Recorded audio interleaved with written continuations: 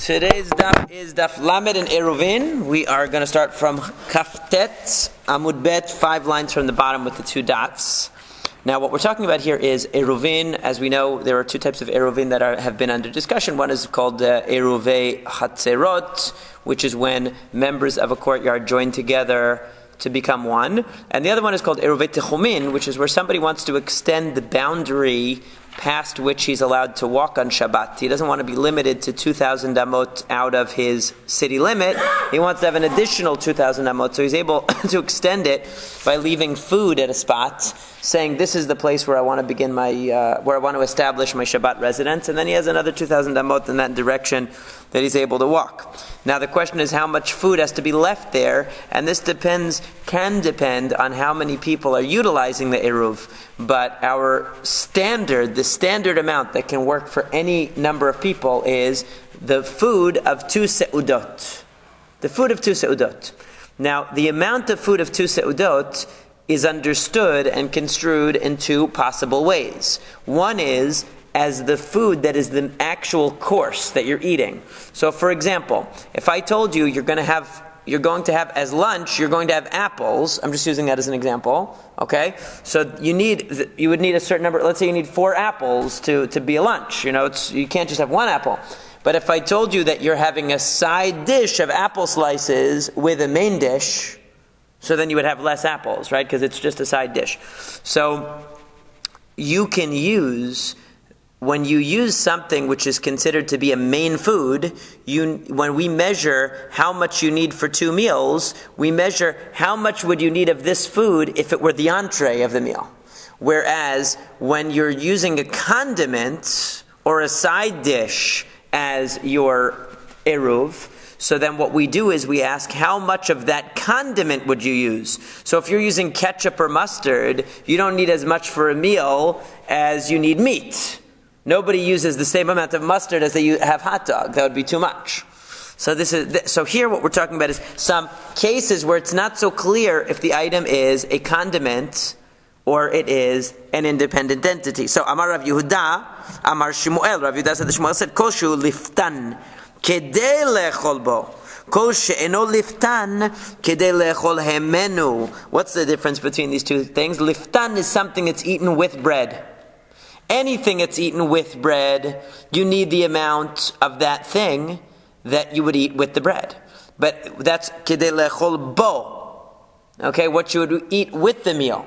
Whereas anything that is not eaten with the bread, you need kedei lechol hemenu. You need to measure it, the amount that you would need if that was your only food. So for example, if you're having falafel, if I told you you're having a falafel, right? Falafel is eaten with the pita. Now, if you get a falafel platter, they bring you a lot more falafel balls than if you get an actual falafel and pita, right? Why? Because falafel and pita, it's, the falafel balls are combined with the bread. That's liftan. Falafel balls, when you eat them by themselves, you need a lot more. So that's what they're talking about here. So now we come up to the following question. So kedei lechol hemenu means it needs to be the food itself. It is the main food. Okay? That's falafel platter. Falafel balls in the pita is kedei lechol bo. What do you need to accompany your pita? Right? So so the question is, what about basar chai, if you have raw meats? Kedei lechol hemenu. So if you're going to eat, steak tartare or whatever is raw meat, right? So then that's your main meal. That's the steak. So if you're going to measure mazon shtei seudot, how much of raw meat do I need for 2 meals? You're looking at the meat as its own. It is the meal. However, he says basar tzali. If you have roasted meats, so there you have a machloket. Rabba amar kedei lechol bo, Rav Yosef amar kedei lechol hemenu. Rabba says roasted pieces of meat are eaten with bread. You don't eat them by themselves, like kebab or something. I don't know. You eat it with the roasted meat. You eat it with bread. Rav Yosef says no. It needs to have enough that you could eat it on its own, and it would be the meal, not the amount that you would eat if you ate it with bread. So do we primarily define it as something that's eaten with bread or not? Amar Rav Yosef says, Mina aminala, where did I get this idea? that roasted pieces of meat are eaten by themselves. Because the Persians, they eat these roasted meat pieces without any bread. Okay? What is that? Gourmet sabzi? I don't know. What is it? Gourmet sabzi? It's not. Right, it's the pieces. It's the skewer, the kebab, right? They eat it without bread. So what do you see from that? That it's not something that always accompanied by bread, because the Persians eat it by itself. Amar le Abaye, Abaye said to him, "Uparsei havod ruba de alma." Are Persians the entire world? Why are you making the Persians define? The answer is yes, they are. He should say yeah, but he didn't say that. So what he says, yeah. Yeah. So he says, how can you go by one group what they do if everybody apparently at this time everybody ate it like shawarma? Okay, everybody ate it with bread. So the fact that the Persians eat it without bread, that doesn't mean that it's defined as a food. That we have to make the measurement of that food based upon when it's eaten alone. Why should we do that? Persians are not the defining factor of the world. At this time they weren't. So, ve'atnan. But it says in the Mishnah, bigdei aniyim la'aniyim, bigdei ashirim la'ashirim, aval bigdei ashirim la'aniyim lo. So we've learned this before. This has come up several times so far in the daf. This is the classic case where we differentiate between subjective measurements. In other words, based on your identity or your class, there are different measurements that apply to you. A rich person, anything that's, let's say he has a rag, a garment, okay? A rich person, if it's less than, let's say, 3 by 3 tefachim, it's trash. It's going to throw it in the garbage. What's he going to do with that? He's rich. He doesn't need it. A poor person, if it's 3 by 3 etzbaot, fingers width, it's valuable to him because he's poor. A poor person will not throw away anything. A rich person says, if it's smaller than 3 by 3 tefachim, I'm going to throw it in the garbage. It's a piece of trash. So, rich person, so the question is, if you want to know, is this garment chashuv? Is it chashuv? Is it important? So it depends. To whom? To whom? So if a garment is not important, if it's a piece of trash, it cannot be mekabel tum'ah. It cannot become tameh, because it's not significant. So the question is, significant to whom? If I ask Donald Trump, is this tiny patch worth anything to you? He's going to say, throw it in the garbage. If I ask a poor homeless guy in the street, is it worth something to you? He's going to say, yeah, keep it. So for the poor person on the street, it's mekabel tum'ah. So that's why it says, bigdei aniyim la'aniyim. If a poor person has a small piece of cloth, it's valuable to him. Bigdei ashirim la'ashirim. If a wealthy person has a large piece of cloth, it's valuable to him. Aval bigdei ashirim la'aniyim lo. Okay? But there's no requirement. What it means is, in other words, there's no requirement for the poor person that a garment be the size that would be valuable to the rich person. In other words, we don't say that for the poor person to attach value to this garment, it needs to be 3 tefachim. A tefach is this big. It has to be 3 tefachim by 3 tefachim. Why not? Because to him, even a smaller piece is significant. So for a rich person to consider it significant, it has to be the size that a rich person would care about it. But for a poor person, a smaller size is good enough. So what do you see? Smaller groups, okay?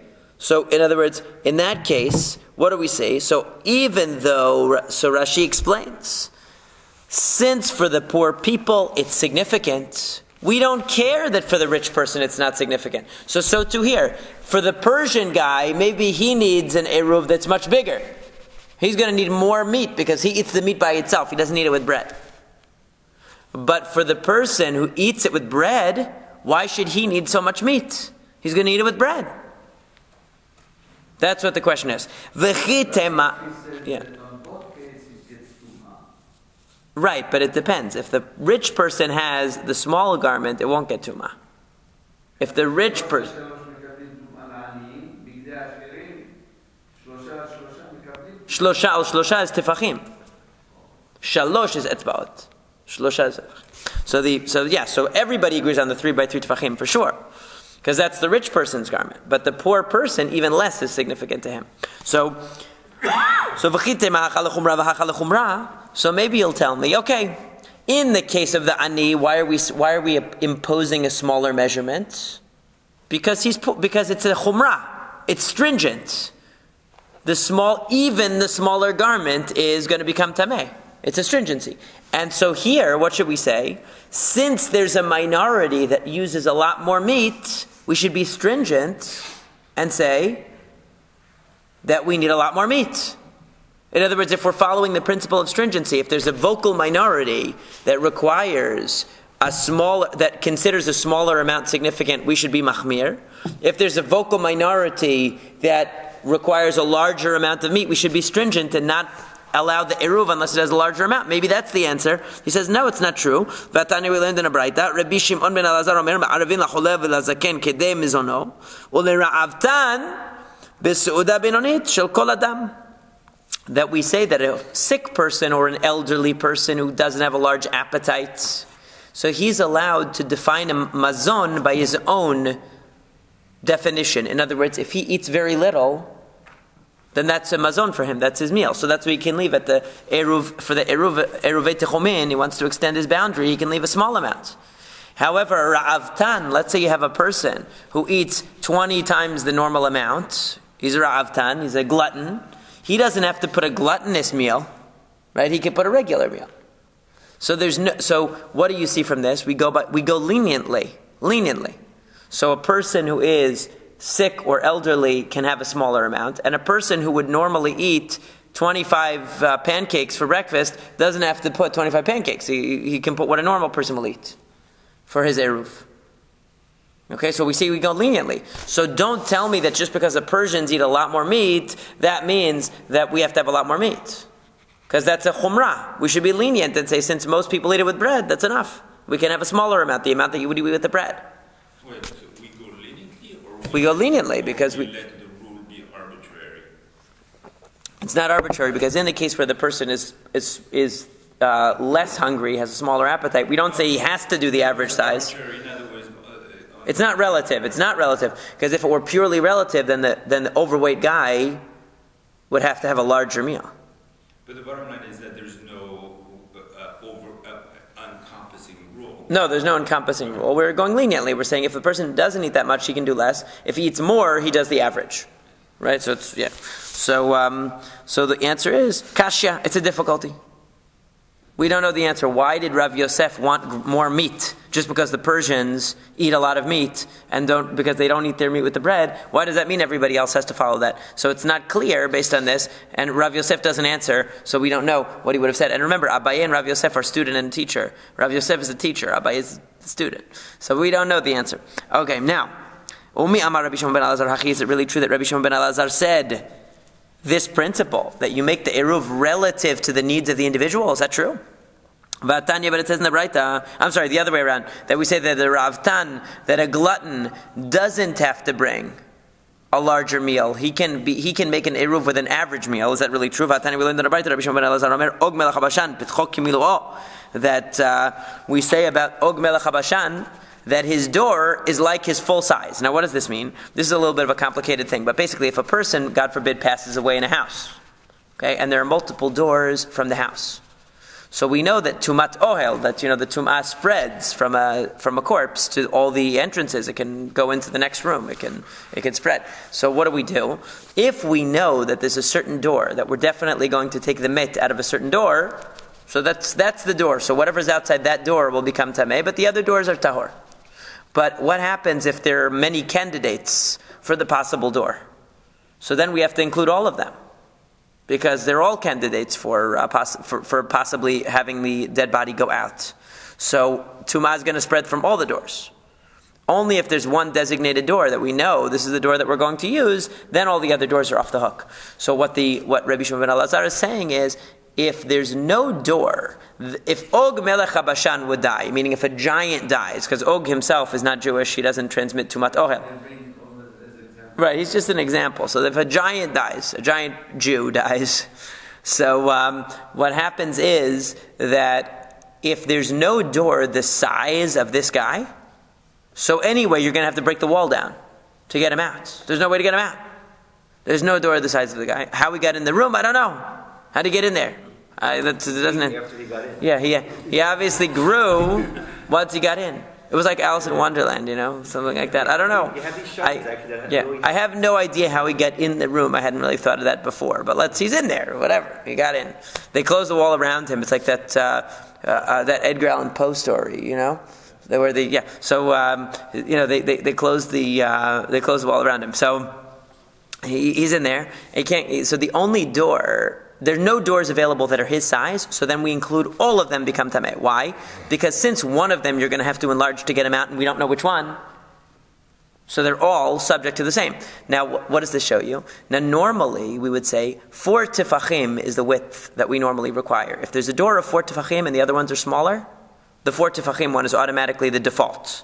Here we're saying no, it has to be large enough for Og Melech HaBashan to go through, for it to qualify. If there's small doors and a 4 tefach wide door, they're all still going to be equal relative to Og Melech HaBashan. Not going to matter. All right. So what do you see? Does Rabbi Shimon ben Elazar say it doesn't matter if you're really big? It does matter if you're really big. So with the Eruv, why doesn't he also say it matters if you're really big? I don't know if you remember this. Remember that guy Walter Hudson? He was like, I guess when I was a kid, he made the news a lot when I was a kid because he was this very, very, very overweight person. He was, over 1,000 pounds. I forget his actual weight. And he went on this diet. His meal was like more than most people eat in a month, like his daily intake of food. I'm not exaggerating. And it was crazy. And, it was a big news item. And he eventually started losing weight, but he died. Anyway. Right. Much bigger than just... Well, Og Melech HaBashan needs calories to sustain himself. I'm talking about an overweight guy. Right. 3 times the size of everybody else. Right, but that guy needs more calories to live. But we're talking about somebody who's a Ra'avtan, is just somebody who eats a lot. Whatever, maybe it is. But, yeah. Only what's connected, though, if it's totally sealed, the room is totally sealed, so then it wouldn't be. I mean, let's say all the doors are closed and it's not going to go through any of those doors. But they goes all. If they always go out a certain exit, so that's only exits are going to be, right? But if they don't know, so then they all come under it. So here we're saying that we see that the halakha is tailored to the individual because we see that Og needs a much larger space, and any door that's not his size, it doesn't count. So we treat all the openings equally because one of them is going to have to be opened up wider anyway. So why don't we say the thing by Eruv? If there's a person who eats enormous meals, then he should need an enormous meal for his Eruv. Why don't we say that? So Abaye, what will Abaye say to this? And some of the Girsaot take out the word Abaye because it doesn't really need to be Abaye because really the question is about Rabbi Shimon ben Elazar. It's not really about Abaye really anymore. What are we going to do over there with Og Melech HaBashan? It's a different case because Hadome nehadme v'nafke. Are we going to cut up the body and take it out? Obviously not. In other words, over there you have no choice. Because you need to get him out of the room. And the only way you're going to be able to get him out of the room is by opening up a door. So clearly you're going to have to make the door up to the specifications of Og Melech HaBashan. There's no question, because that's the size of the guy. But here we're talking about an Eruv. What is considered a significant meal? Why does that have to be relative to me? Maybe I think a significant meal is 25 hamburgers, but that's not what a normal person thinks. But what happened Yeah. to the food that's put for Eruv? They could eat it, or they could leave it there, but they could eat it. They didn't address the waste, because They probably ate it. I mean, they probably ate it. So but it just has to be there during Ben Hashemashot. Even if it disappears after that, it's okay. They could eat it during the Shabbat. They probably stopped there for a snack other way, kept going. In any case, what you see is that there's really no choice. We have no alternative. So, of course, the door is going to have to be open to the size of Og Melech HaBashan. That makes sense. But over here, we don't have to say that for a meal to be significant, it has to be significant to this gluttonous person. He could still recognize what's a normal meal and use that as an eruv. So now they asked the question. They asked the question. Rabbi Shimon ben Elazar. Do the rabbis disagree with Rabbi Shimon ben Elazar or not? In other words, is this halakha that he's saying controversial about the Og Melech HaBashan case? That if you have this very, very large corpse in a room, and the only way you can get it out is by breaking through the wall, that if there's a door of 4 tefachim wide, then did they agree or not?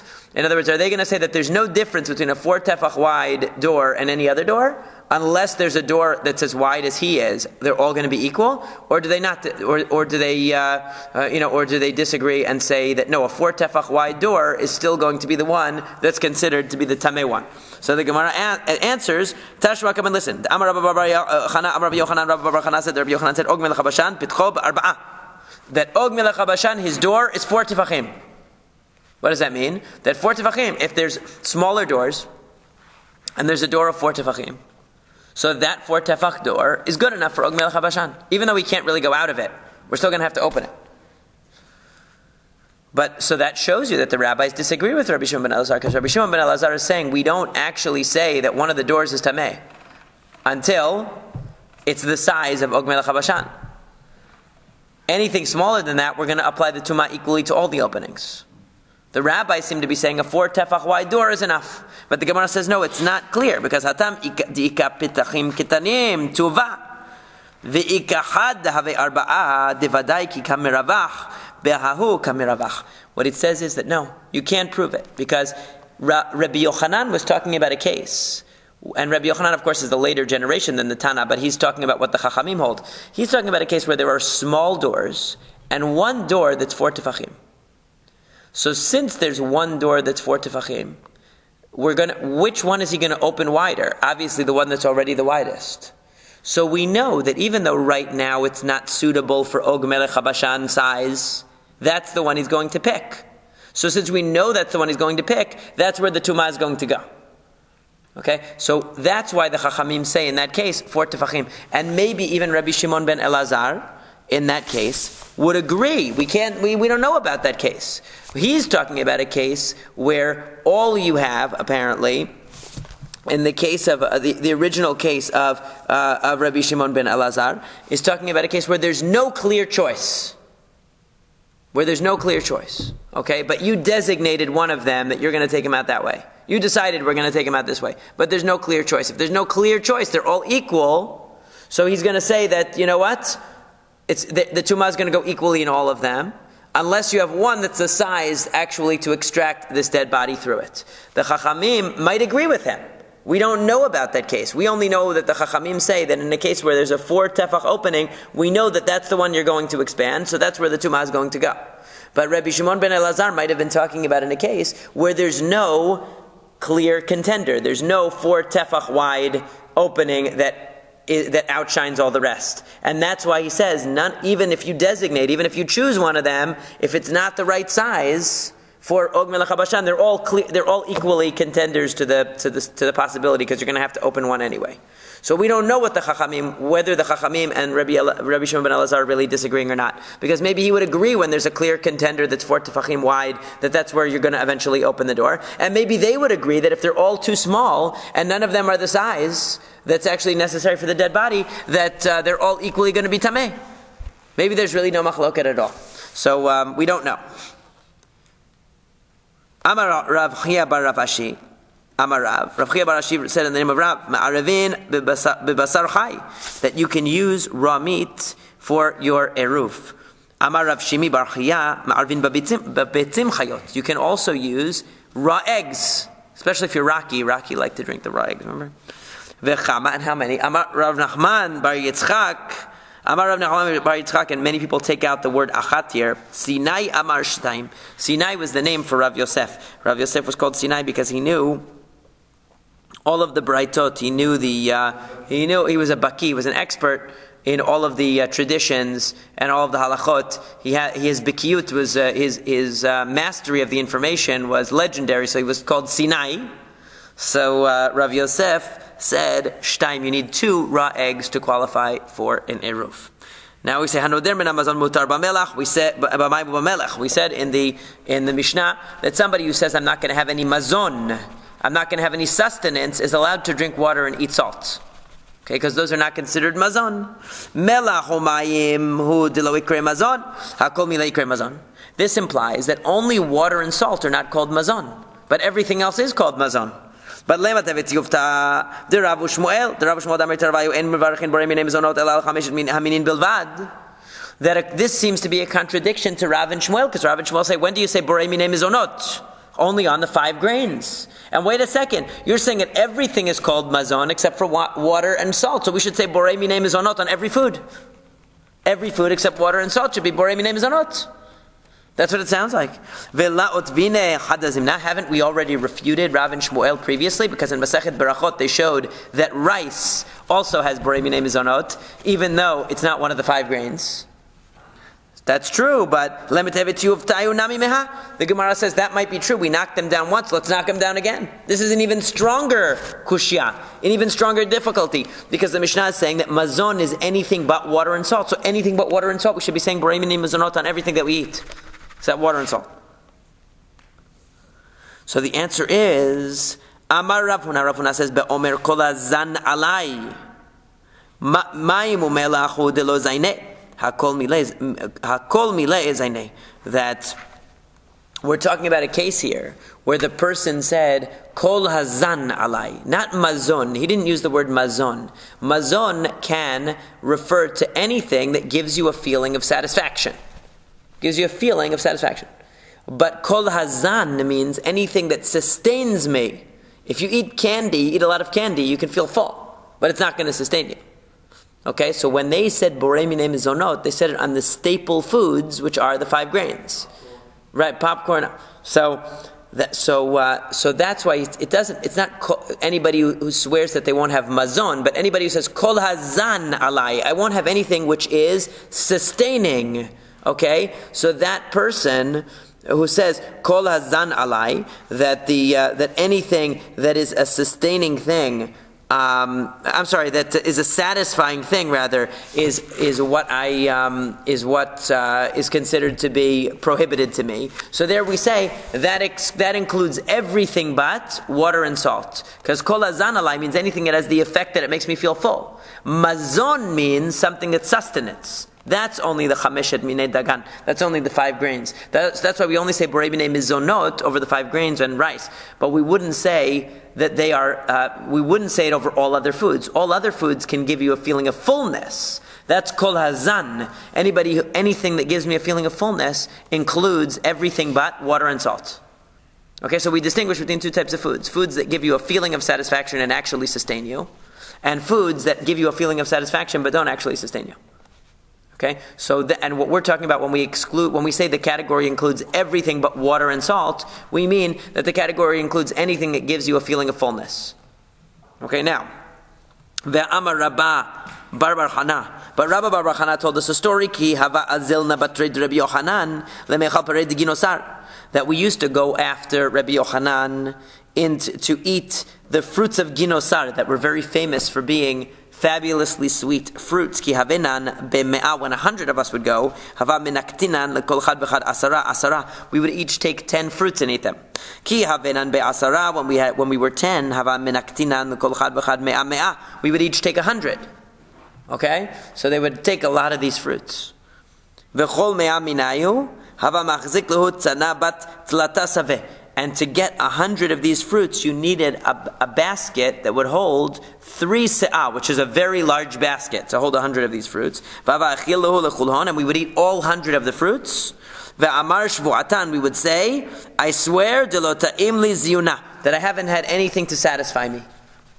Really, you would have 100 fruits, so they were so good, but they wouldn't give you a feeling of satisfaction. But you just told me that anything besides water and salt gives you a feeling of satisfaction. So why did they say that they wouldn't have a feeling of satisfaction if they had 100 fruits? The answer is ema mizona. What they meant was, I still don't have sustenance. Meaning they would still feel like they needed some whole grain to fill themselves, to satisfy themselves. It wasn't enough to have only the fruits. Not that they didn't feel full; they might have felt full, but it was like it was like us eating candy. You still have a desire for real food, so to speak, even after you have the candy, right? So that's what it means. So we're distinguishing again between mazon, which is sustenance, and kol hazan, something which gives you a feeling of satisfaction. Amar Rav Huna says, Amar Rav in the name of Rav, Shavua shelo ochal kikarzo me'aravin loba. If a person says, I make a shavua, I make an oath that I will not eat this loaf of bread, he's still allowed to use it for his eruv. However, kikar zo alai, if he says, this kikar is on me, which means to say, I make a neder that I forbid any benefit from this loaf, then en me'arvin loba, he can't use it for the eruv anymore, because using it for the eruv is also a benefit. So he's not allowed to use it. If he said, I'm not going to gain any benefit from this object, he can't use it for the eruv. If he said, I won't eat this object, he's allowed to use it. There is an objection. It says in a braita that somebody who makes a neder that they're not going to eat a certain loaf is allowed to use it for the eruv. My lav amar alai. Aren't we talking about a case where he said, this kikar, this loaf is prohibited to me? And even though he said this loaf is prohibited to me, he's still allowed to use it for the eruv. That contradicts Rav Huna. Rav Huna said that only when he said, I won't eat the loaf, he's allowed to use it. But if he said, I won't benefit, then he can't use it. That's later. We're going to get to that. So it says, lo, da amar zo. No, it's where he's talking, where he said, I will not eat this loaf. That's where he's allowed to use the loaf for his eruv. But if he said, this loaf is prohibited in any benefit to me, then he's not allowed to use it. Hachinami mistabran. It makes sense to interpret it this way to Katani, because it says at the end, Sefa, Ematai bezman shamar shavua shelo et amena. Aval amar alai, mai, hachinami de en marvin loba. So what the Gemara says, we can infer it from the Braita itself, because in the Braita itself it says that when is it true that making an oath that you won't partake of this loaf means that you can't use it for that you can use it for your eruv? Only when you said, I won't taste it. But if you said, I won't benefit from it, then you can't use it for the eruv. Okay? So, ihachi, if that's true though, ad detane kikar zo hekdesh en marvin loba, lefish en marvin behekdeshot, liflok veletne bedida, ba medvarim amurim damar zo, afal amar alai en marvin loba. We have a problem, because at the end of the Braita it says that hekdesh, if you took a loaf and said, I consecrate this to the Bet HaMikdash, you definitely can't use it for your eruv. You're not allowed to benefit from it. So wait a second. If Rav Huna is right, and there's a difference between two nidarim, there's a difference between a case where you say, I'm not going to partake, I'm not going to eat this loaf, and a case where you say, this loaf is prohibited to me in benefit. If that's true, then why does the Braita have to bring in the case of the Hekdesh, the case of consecrating the loaf? It doesn't need that case, because there's already a case of saying the loaf is prohibited to me in benefit, which according to Rav Huna, that's enough to forbid you from using it in the Eruv. Why would it have to come onto a case of Hekdesh where you consecrate it to the Bet HaMikdash? Mention that there's a difference in different types of nidarim. If I say I'm not going to eat it, I could still use it for the eruv. If I say I'm not going to benefit from it, I can't use it for the eruv. Why does it say if you say I'm not going to eat it, I can use it for the eruv? If I say I'm giving it to the Bet HaMikdash, then I can't use it for the eruv. Why do you have to mention the Bet HaMikdash? Mention the two types of nidarim. It's enough. So the Gemara says, Kashya, it's a problem. I'm sorry, I skipped the part. Amar lach Rav Huna. Rav Huna will tell you that elamai kol echad amar alai me'arvin. Are you going to tell me then that any time that you say alai me'arvin, in other words, that wait, did I skip a part? No. Okay. So Rav Huna will tell you that that according to this, any case where I say alai me'arvin, that any case where I say that I'm prohibited in benefiting from this loaf, according to you, I'm allowed to use it as an eruv, right? Because it's only when I give it to the Beit HaMikdash that I'm not allowed to. But then kashya resha. But then the beginning is a problem. Why is the beginning a problem? Because the beginning specifically said that it's only when I say I'm not going to taste it, right? I'm prohibited from eating this loaf. So why did it mention the case of the problem basically is like this, that we have the two extremes mentioned in the Braita. One extreme is where I say I'm not going to eat this loaf. There, we're saying you can still use it as an eruv. The other extreme is when I give it to the Bet HaMikdash, which is clearly you can't use it for anything. But the middle case, see, we can infer from the first part that the middle case should be okay. We can infer from the last part that the middle case is not okay. Where does the middle case fall? Where I said I'm prohibited in benefiting from this, but I'm not giving it to the Bet HaMikdash. I'm not just saying I won't eat it. I'm saying I can't benefit from it. But I'm not saying I'm giving it to the Bet HaMikdash. So where does that stand? So Rav Huna wants to infer that case is no good. Why? Because the first case where it says I won't eat the loaf is the one where you're allowed to use it for the eruv. But if you said I won't benefit from the loaf, you're not allowed to. Whereas the Chachamim are saying no, we can infer from the fact that it uses the case of the Bet HaMikdash that anything less than giving it to the Bet HaMikdash, you could still use it for the eruv. Meaning you can use it even though you said I'm not going to benefit from it, because the only benefit you really meant was eating it. You didn't mean not using it for the eruv. Okay, so that's the machloket. So Rav Huna will say the beginning is a problem. So the Gemara answers, because the beginning implies that anything more than saying I won't taste it, you can't use it for the eruv anymore. If you said I won't benefit from it, we assume that means all benefits. That's what Rav Huna is saying. But the Gemara says no, chasuri mechasra. This is really what the Braita means. If you made an oath not to eat a loaf, you can still use it for the eruv. Va'afilu amar alai. Even if you said it's prohibited to me in benefit. It's as if all you said was I'm not going to eat it. Why? Because we assume that when you said I won't benefit from it, you meant I won't eat it. So you can still use it for the eruv techumin. So that refutes Rav Huna. Mikol makom kashel Rav Huna. You still have a problem. What about Rav Huna? Rav Huna says that if you say I won't benefit from it, that's enough to say that you can't use it for the eruv anymore, because you meant all kinds of benefit. So what do we do? What's he going to do? Hu damar Rabbi Eliezer. He's holding like Rabbi Eliezer. The Tanya, as we said in the Braita, Rabbi Eliezer Omer. Rabbi Eliezer says, "Shvo shelo ochel kikar zo me'arvin loba, kikar zo alai en me'arvin loba." Rabbi Eliezer explicitly says in a Braita that if a person said, "I will not eat this kikar, this loaf is prohibited to me." Okay, if he said, I won't eat it, he made an oath that I won't eat it, he's still allowed to use it for the eruv. But if he says, this is prohibited to me, I'm saying that this loaf is prohibited to me of all benefit, that includes all kinds of benefit, including making an eruv. Okay, so therefore that's what Rav Huna was following Rabbi Eliezer. Umi amar Rabbi Eliezer hachi, and is that even correct? Does Rabbi Eliezer really say that? That if you said that this loaf is prohibited in benefit, that you can no longer use it for the eruv techumin? But we said in the Braita, this is the general rule. Adam oser atzmo be'ochel me'arvin loba, right? Ochel hanesar lo la'adam in me'arvin loba. The rule is that if the person prohibits himself with the food, right? He's oser atzmo be'ochel. He says, I will not eat this food. Then he's still allowed to use the food for the eruv. But if he says, this food is prohibited to me, meaning he's saying something about the object, he's saying this object is prohibited in benefit to me, then he can't use it for the eruv. Okay, and then Rabbi Eliezer Omer. Rabbi Eliezer says no. Kikar zo alai ma'arvin loba. That even if you said this loaf is prohibited to me, you could still use it. That's an open contradiction to what we just said before in the previous Braita, right? Open contradiction. That kikar zo hekdesh en ma'arvin loba. Lefi she'en me'arvin loba hekdeshot.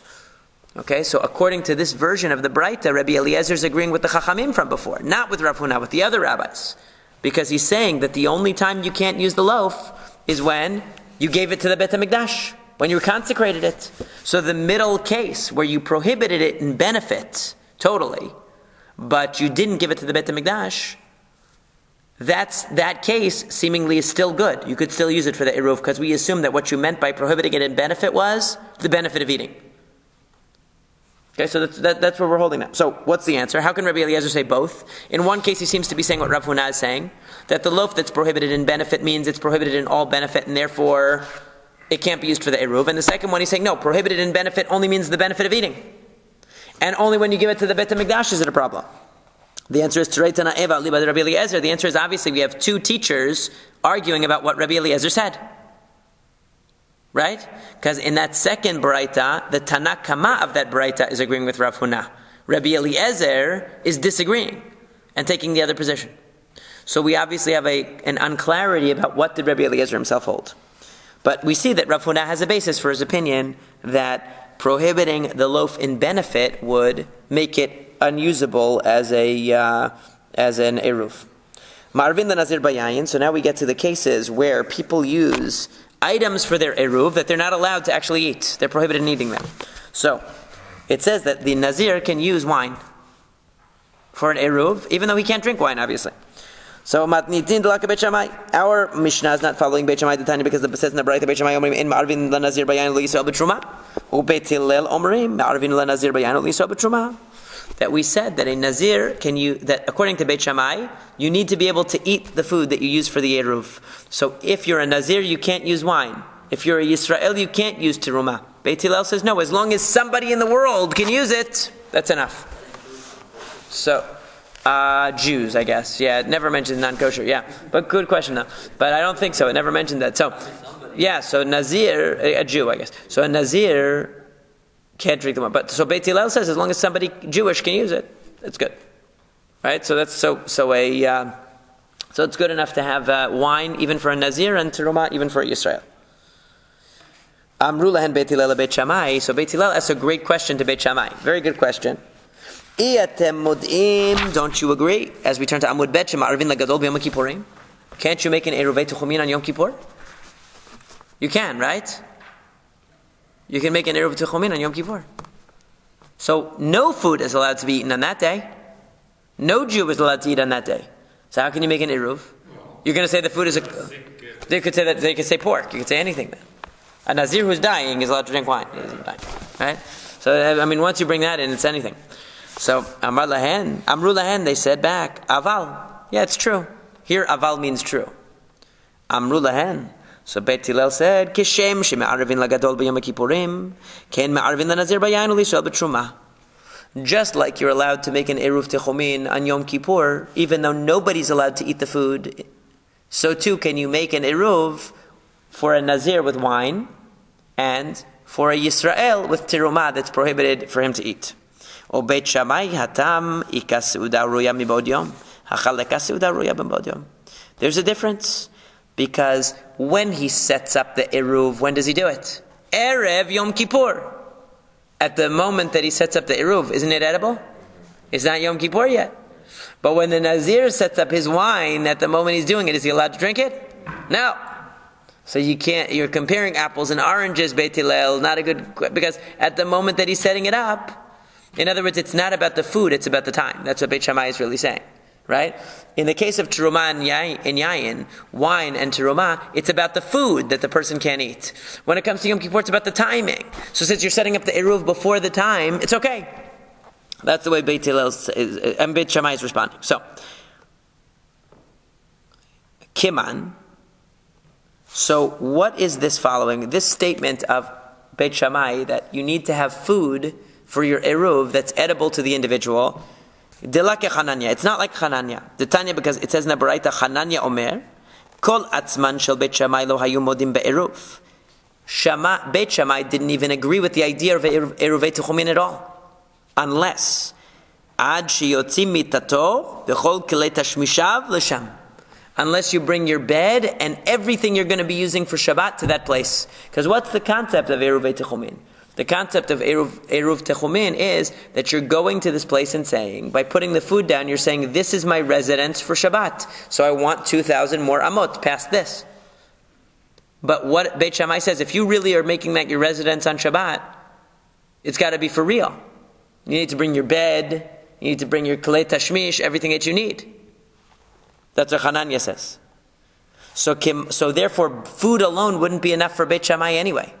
Keman azla haditanya erev b'shchorim lo yetze b'levanim lo yetze b'shchorim. There's a braita that says that if the person set up the eruv wearing black clothes, he can't go out wearing white clothes on Shabbat. If he set up the eruv wearing white clothes, he can't go out wearing black clothes. So what does this mean? Keman, who is this following? Amar Rav Nachman bar Yitzchak Chananyahi bali b'da Beit Shammai. This is Chananya, according to Beit Shammai, because Beit Shammai says, if you set up the Eruv wearing black clothes, of course you're wearing black clothes because you're a good religious Jew, and religious Jews only wear black and white. Black suits with white shirts, right? So of course you're wearing black and white. So let's say you're only wearing one or the other. So if you set up with black, so what does that mean? What did Beit Shammai say? You have to have everything that you need at the spot. But you went in your black clothing and you set up the Eruv. Now Shabbat morning, but now you go back to your house at night. You come out on Shabbat day and you're wearing white. Beit Shammai says, wait a second. The whites, you can't wear the whites. Because you're everything that you needed for Shabbat, you had to have at that location when you set up the Eruv. So you can only wear the clothes that you were wearing when you set up the Eruv. Anything else you left in your house, that meant you don't need that for Shabbat. And if you wear your white out, now you're showing that there was something you needed for Shabbat that you didn't include in the Eruv. Your Eruv wasn't good now. So you can't go. So you can't wear the white clothes out because the white clothes were not included in the Eruv. You have to only wear those black clothes. That excludes being guest over somebody's house, right? If you want an Eruv. This is only talking about when you have an Eruv. So if you don't have an Eruv, you don't have an Eruv. Now, so what does he say? But even so, Ulechananya, according to Chananya, B'shchoremu de lo yetzeh, ha-b'levanim yetzeh, ha'amar at shiyotzi mitotov kol itash v'shav l'sham. It's not even true. Because according to Hananya, it's not just that you can't go out wearing the white clothes. In other words, if you set up the Eruv wearing black clothes and then you need to go out with white clothing on Shabbat, it's not just that you can't go out with white clothing, but you could go with black clothing. It's that your Eruv wasn't good to begin with, because you didn't put everything you needed. So you'll say, I had this white clothing I was going to wear for Shabbat, and the fact that you didn't include the white clothing in the Eruv makes the Eruv invalid. It's not that, I'll just wear my black clothes. No, it doesn't work, because you didn't include everything that you needed. So it's no good at all. You can't go out at all past the Eruv now. So what does he say? That's what it means. That if you made the Eruv wearing white clothing and then you needed black clothing, or vice versa, you can't go out at all. That this is Chananya according to Beit Shammai. In other words, we revise the statement. It's not that if you set up the Eruv wearing one color, that now you can only wear that color, you can't wear the other color. It's that if you made the Eruv wearing one color and then you needed a different outfit, the very fact that you needed another outfit meant that you didn't really have everything that you wanted for Shabbat in that location when the Shabbat started. And that means that your Eruv was invalid from the get-go. And it never took effect, and it's no good. So you can't use the Eruv at all, according to Beit Shammai, unless you completely had everything you're going to need for the entire Shabbat in the location. And if it turns out there was something that you didn't include, it's not just that you can only work with the things that you had at the Eruv spot. It's that the Eruv itself is invalid. Okay, now we go on. Sumuchus says b'chulin. Sumuchus said that a Yisrael cannot use terumah to make his eruv. The Chachamim said they could. Ve'ilu le'nazir bayayin lo palig. Whereas Sumuchus does not disagree about wine for a nazir. He says a nazir can use wine for his eruv, but a Yisrael cannot use terumah. So what's the difference? Mai ta'ama. What's the reason? Efshar de michil anizirute. Because a Nazir can go and do Hatarat Nidarim and he's not a Nazir anymore. So it's no problem. If that's true, but the truth is that with Terumah you can also do Hatarat Nidarim. If you set aside a certain thing as Terumah and then you say, you know what, I don't want to set that, I want to give something else as Terumah, you can reverse it. So you can do Hatarat Nidarim on that too. So let's say he put certain food at the Eruv spot, and it was Terumah, and he says, okay, I want to do Hatarat Nidarim to release it from being so it always has the potential of being released from being Terumah. That's why you should be allowed to use that too. Answer, mitchil Allah hadra letivla. The problem is, if you were to actually go to the Bet Din and do Hatarat Nidarim, and you remove the status of Terumah from that food that you left as the Eruv, what would happen? It wouldn't switch back to being regular food. It would switch back to being tevel, untithed produce. And now it's also prohibited. So it's not going to help you. Whereas the Nazir, if he does Hatarat Nidarim, wine is good for him. If you do Hatarat Nidarim and you remove the status of Terumah from the food, you didn't make the Terumah better, you made it worse. Now not even a Kohen can eat it. Nobody can eat it. It's tevel. So, V'lifrosh Allah mimakom acher. Why can't you do this? Go to the Bet Din and say, I want this terumah to be alleviated of its status, and I automatically want some other items at home to become the terumah. So that way you release it both from the status of terumah and from tevel, it becomes chulin, it becomes regular food. So you would be able to use the Hatarat Nidarim in such a way that you released it and made it permitted. The Gemara says, no, lo nechshedu chavrim l'terom shelo min hamukaf. because we don't suspect people of doing that kind of thing, because you're only supposed to separate terumah from food that's all together. You're not supposed to say, I want to separate terumah with something in my house for something that's out in the field. It's all supposed to be together. So therefore you wouldn't go to the Bet Din and say to them, I want you to take the terumah status of my food that's at the edge of the techum away, and I want you to replace that terumah with some other food in my house. Because since all the food is not together, you wouldn't do that. So it wouldn't be valid. So there's no easy way to release that terumah from its status. That's the point. But then the Gemara says, so why can't you say this? Go to the Bet Din and say, I want to release my terumah from its status of terumah, so I have an eruv, right? And from within that food that I left at the techum, I want to separate a piece of it that it's going to be terumah. That shouldn't be a problem, right? You're not substituting something extraneous. You're saying, I want to release this food from being terumah and just take a part of it as terumah instead. So that way you're separating the terumah from a piece within. So the Gemara says, no, delet beshura, because what did you do? You left exactly the amount you needed for the eruv. If you make even a tiny bit of it terumah, then the whole thing will be invalid. So that's why you can't go and do hatarat nidarim and remove it from being terumah, because you would have to replace that terumah with another terumah. You can't replace it from within itself because you don't have enough. So then the Gemara says, Umay paska. Why are you making up the case that there's exactly the minimum amount of eruv? That's just made up. Why are you saying that? Right, it doesn't need to be that.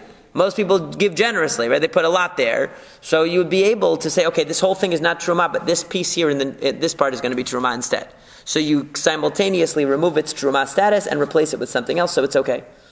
So it should be the same as the Nazir's wine.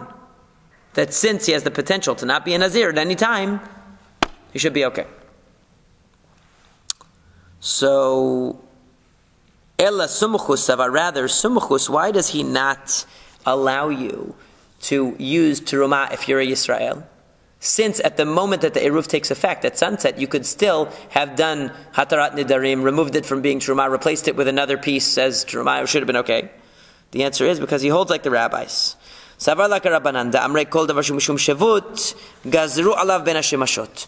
That according to the rabbis, they said that anything that's prohibited because of a rabbinic enactment is prohibited even during ben hashemashot. As soon as the sun sets, it's prohibited, including separating terumah. So therefore, what? So why is that relevant here? So Rashi says that since in the beginning he never released this item from being terumah, right? He never released it, and as soon as the sun sets, he can no longer separate terumah. So therefore, what would the only way be that he could actually legitimately transform this terumah into non-terumah? It would be if he did hatarat nidarim to release it from being terumah and also took terumah. So we were assuming that you could do that during ben hashemashot because it's only a rabbinic prohibition to be able to separate terumah. But Sumchus is saying, no, you can't. So at the moment that the eruv is taking effect, you are actually prohibited in releasing it from its terumah status and replacing it with other terumah because you're not allowed to replace it with other terumah. Because you're not allowed to separate terumah and Shabbat. Even during Ben HaShemashot, right after sunset, you're not allowed to anymore. So, since you can't do that, he says, Ukniyat eruv kishezeh nechnas v'zeh yotze. So basically he says that there's nothing that you can do at that moment of Ben HaShemashot. As the eruv is being established, it's impossible to fix it. So that's why Sumchus didn't allow you to use terumah. Who is responsible for the following Mishnah? Yesh amru. There are some things that they said, there are some things that are subjective in halacha. For example, when the kohen takes a handful of grain for the mincha, it depends. Some kohanim, they have a big hand. Some kohanim, they have a small hand.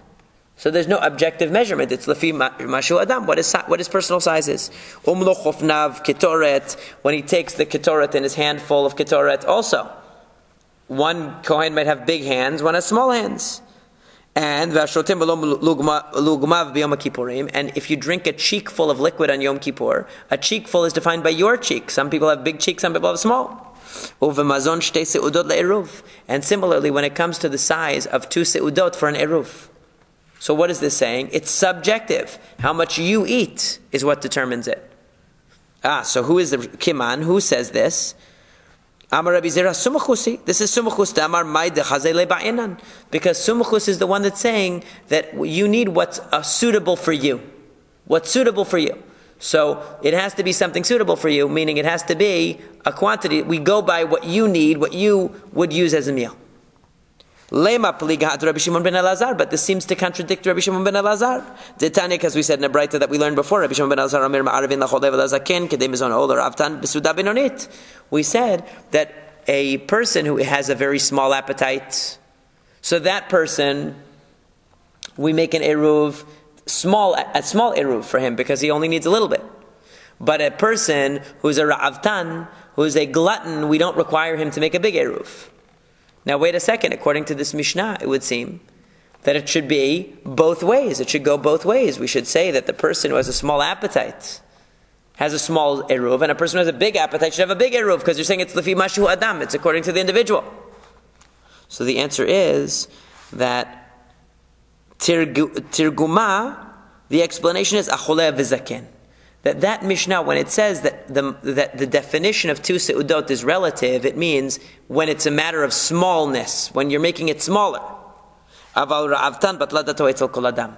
But when it comes to a ra'avtan, a glutton, his intent, his mindset is nullified among everyone else. Meaning, since he's abnormal, we don't look at his abnormally large appetite.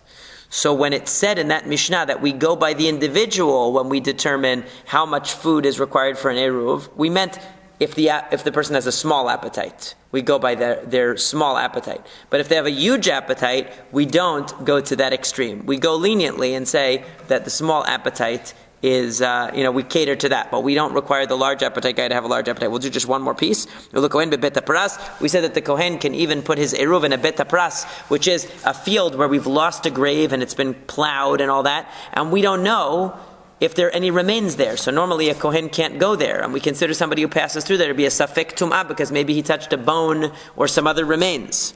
So, but he said that a Kohen can put his eruv techumin in there. How? So why? Because Rav Yehuda said the Shmuel said because we said that a person can go on the ground, blow ahead of himself, or like we said, we might use like a leaf blower nowadays to be able to examine. And if he doesn't see any bones, he doesn't have to assume they're there. He's allowed to go step by step, blowing the dirt along and checking to make sure there are no remains. So since there's a way for a Kohen to be able to traverse a bet pras, he's allowed to put his eruv techum in there. So the Gemara says, Rabbi Yehuda bar Ami Mishmei de Rav Yehuda Amar, Rabbi Yehuda bar Ami said in the name of Rav Yehuda, Beta pras shenidash tahor. That a beta pras that's been trampled, in other words, it's been already a public thoroughfare, it's been trampled over 1,000,000 times, we're not concerned anymore that it's going to have any remains in it. Any bones will be completely pulverized by now because it's been a public thoroughfare for a long time and it's been used so heavily. So therefore, we're not concerned about this kind of beta pras anymore, and perhaps that's what the Mishnah is talking about when it says that the Kohen can leave his eruv in a beta pras. It means in a beta pras that's been traversed, and therefore the Kohen himself is able to go in, even without having to blow the ground. He would be able to go in because we're no longer concerned that there are any extant remains that would make him tameh. Have a great day.